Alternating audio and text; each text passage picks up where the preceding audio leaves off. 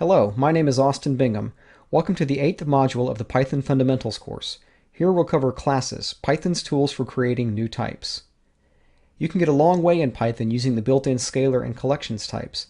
For many problems, the built-in types, and those available in the Python standard library, are completely sufficient.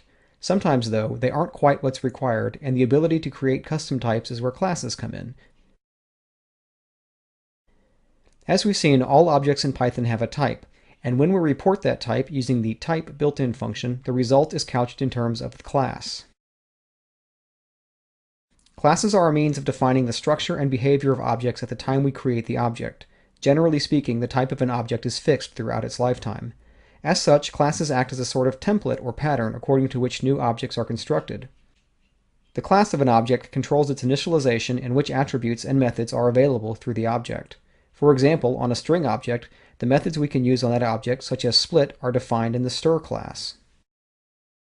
Classes are a key piece of machinery for object-oriented programming, and although it's often true that OOP is useful for making complex problems more tractable, it also commonly has the effect of making the solution to simple problems unnecessarily complex. A great thing about Python is that it's highly object-oriented without forcing you to deal with classes until you really need them. This sets the language starkly apart from Java and C#.